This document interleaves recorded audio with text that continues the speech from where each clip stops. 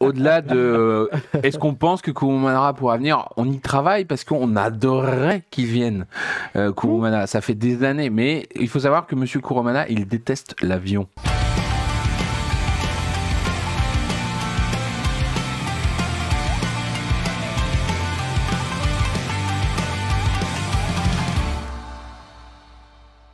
C'est ça qu'on avait fait un petit point sur tout ce qui était un petit peu recrutement chez Japan Expo. Est-ce qu'il y a des postes à pourvoir là? Il y a Taoru qui cherche un travail. On n'en a pas parlé dans le journal de bord, mais on a la chance d'avoir accueilli une nouvelle responsable RH. Oui. Et là, on vient de finir le recrutement pour aussi la webmaster. Yes. Et il y avait un poste à l'accueil visiteur là qui...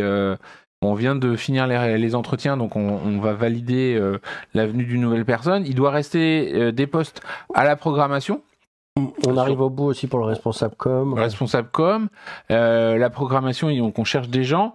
Et puis on va avoir une deuxième phase à partir du mois de février-mars pour tous les postes complémentaires, pour ceux qui veulent venir faire un stage longue durée ou un CDD de 6 mois pour donner un coup de main. Mais là, actuellement, il reste surtout celui qu'on cherche, c'est vraiment la partie logistique, programmation, participants. Ça, c'est très très important.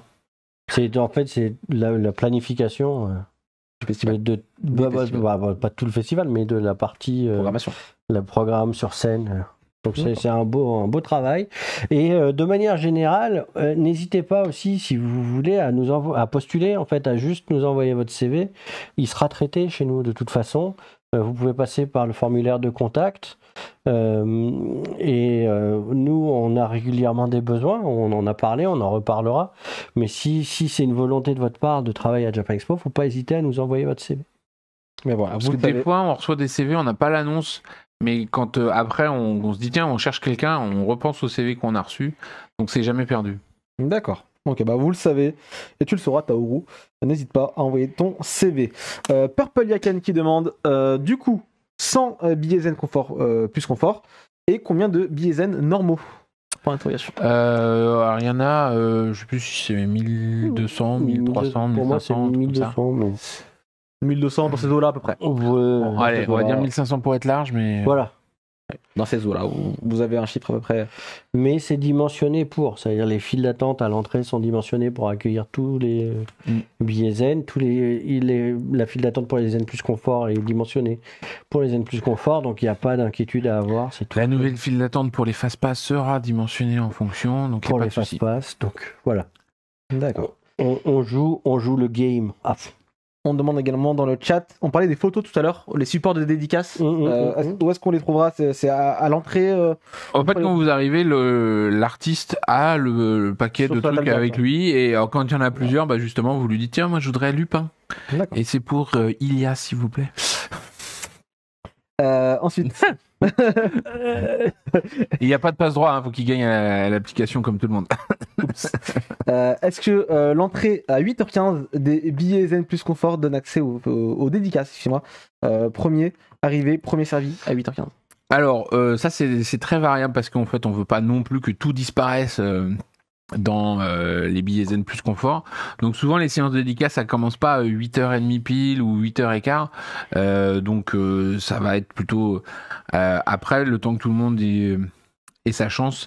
Mais pour l'instant ça c'est encore en discussion. Je crois que cette année la plupart des séances de dédicaces commençaient à 8h45 pour une ouverture à 8h30 pour que quelques zen aient l'opportunité mais la plupart du temps on veut que ce ne soit pas des dédicaces réservées aux zen, c'est pas le but du jeu en fait. Donc voilà, et les dédicaces en premier arrivé, premier servi, c'est vrai que sur les Japonais, il n'y en a pas beaucoup parce que les Japonais aiment pas trop ce système-là, ils préfèrent le tirage au sort. C'est aussi pour ça qu'on l'a mis en place d'ailleurs, c'est que les Japonais... À l'origine, c'est beaucoup pour ça, ouais. D'accord. Aussi, est-ce que le plan interactif, on en avait déjà parlé aussi, mais est-ce qu'il reviendra sur l'application? Parce que on y travaille. Je sais que c'est compliqué, mais... C'est des technologies très compliquées et faire développer juste ça, rien que pour nous, c'est un coût énorme qu'on peut pas, donc on cherche des solutions toutes faites. On cherche aussi éventuellement des partenaires, des gens d'autres salons avec qui on pourrait s'associer et on développerait une technologie commune.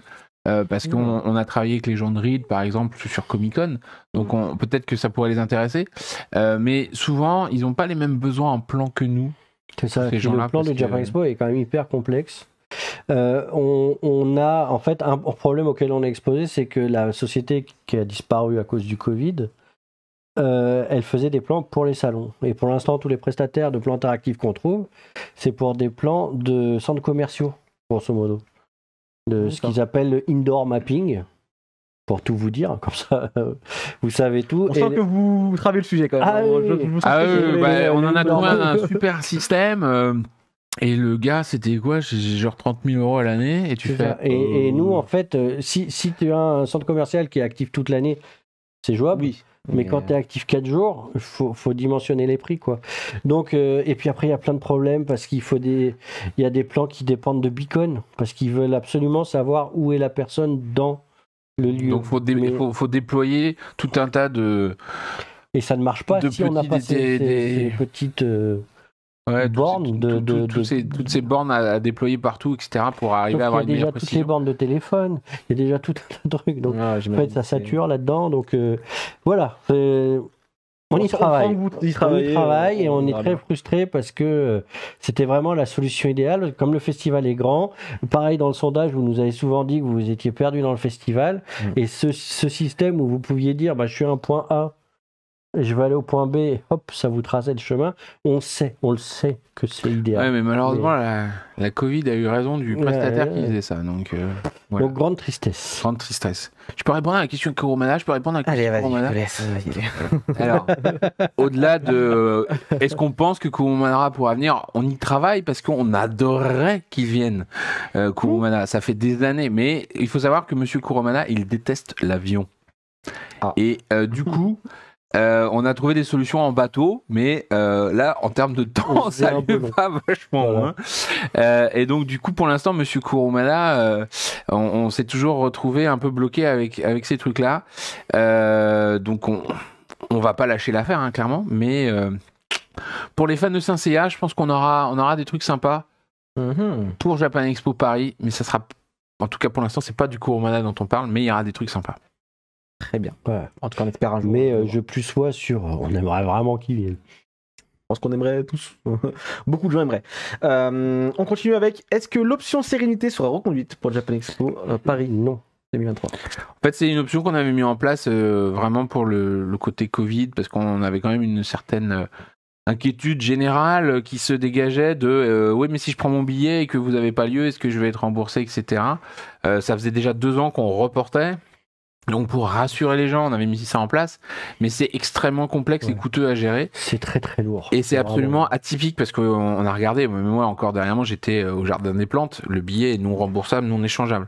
Et c'est comme ça dans toutes les manifestations culturelles, donc on va rester sur le modèle qu'on avait avant, il n'y aura pas d'option sérénité. Je crois que si vous achetez le billet à la FNAC, il y a une possibilité de prendre une assurance spécifique à la FNAC, etc.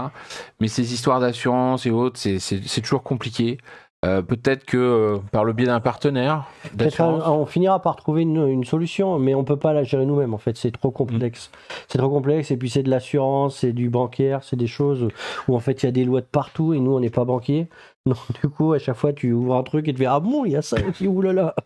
Donc un partenaire qu'on pourrait intégrer dans le processus de la billetterie serait une solution, mais tant qu'on n'a pas trouvé la bonne solution, qui ne soit pas non plus hors de prix, parce qu'il faut aussi créer un équilibre, il faudra s'en passer, mais finalement, c'est revenir à ce qu'on a toujours été, ça a toujours été comme ça. On comprend que ce soit un confort que les gens aient apprécié, mais quand on vous dit que c'était lourd à gérer, rien n'est prévu pour que ça puisse fonctionner comme ça, donc c'est l'enfer. Très bien. Seinto qui demande, avec 100 zen plus confort, s'il retire un bon dédicace pour une séance avec 50 places avant 8h30, les zen classiques du coup n'auront plus rien. Ah, ça c'est seulement si c'est un premier arrivé, c'est le premier servi, et qu'on imagine, parce que là il y a des gens qui font beaucoup de... Ça reste des chiffres au hasard, ouais. Oui. Mais faut bien imaginer qu'on l'a vu dans les statistiques, les zen plus confort ne se jettent pas tous sur les dédicaces. Les gens qui achètent le Zen Plus Confort, il n'y en a pas tant que ça. Il y a peut-être 40-50% des gens qui sont intéressés par les dédicaces, mais pas par toutes les dédicaces. Quand ils achètent là, la plupart des billets ils vont être partis le 16 novembre. ils savent pas qui c'est qui a.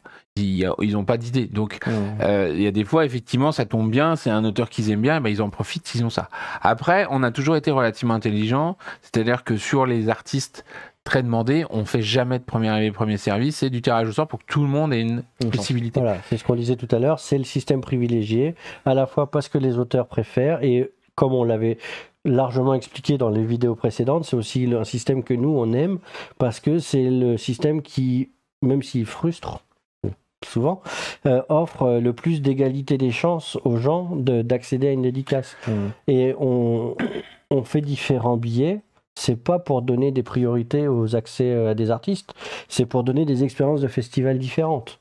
Donc si vous achetez ce billet-là pour ça, bah vous vous trompez dans la finalité de ce qu'est le billet en fait. Voilà, et en plus, si on va plus loin, historiquement on avait des billets premium où il en avait du platinum, du gold, du silver, du bronze, etc. où il y avait plus de chances de dédicaces. Quand on est passé au système juste Zen, on a voulu exclure les dédicaces du champ des avantages parce que ça crée trop de mécontentement.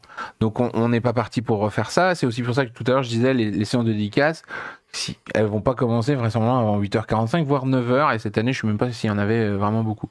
L'idée c'est qu'effectivement mettre une séance de dédicace tirage au sort ouverte à 8h30, de toute façon ça diminuera pas les chances des gens qui ne rentreront qu'à 9h ou 9h30. Donc j'ai pas de souci là-dessus au final. D'accord. On va terminer avec 2 petites questions. Déjà, Monsieur Tsukasa Ojo, qui devait venir en 2020, est-il prévu qu'il revienne ? Ouais. Est-il prévu ? Ça, on en a déjà parlé. Il est très très prévu qu'il revienne. On vous le confirmera dès qu'on aura tous les papiers qui vont bien, tout verrouillé pour être sûr. Et je pense qu'au pire, en début d'année, on devra être capable de l'annoncer, puisque au pire, quand on ira au Japon au mois de décembre, on lui arrachera une réponse. Gentiment. Gentiment. Nous n'allons pas maltraiter Monsieur Ojo. On l'adore. Alors, Ilias, quand j'ai dit arracher, c'était au sens figuré, s'il te plaît. J'ai fait l'interview, je lui ai arraché une réponse, oui. Parce que tu veux faire du mal à Monsieur Ojo ? Moi, jamais de la vie. Au contraire, je ne lui souhaite que du bonheur et beaucoup de bien. Très bien. Et on espère le voir du coup à Japan Expo.